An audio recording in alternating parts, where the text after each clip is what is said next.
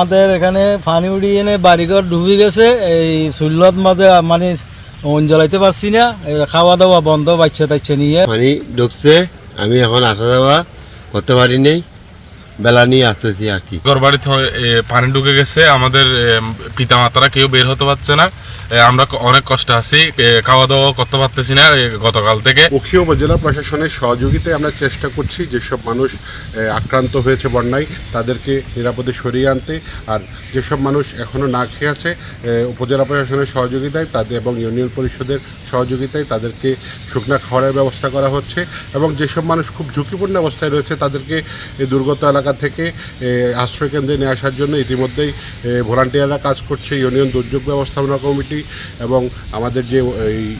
Word দুর্যোগ ব্যবস্থাপনা committee আছে তারা কাজ করছে, পাশাপাশি সিপিপি এবং বাংলাদেশ রেড ক্রিসেন্ট সোসাইটির ভলান্টিয়াররাও এই দুর্যোগপূর্ণ এলাকা থেকে মানুষকে সরিয়ে আনার জন্য কাজ করছে।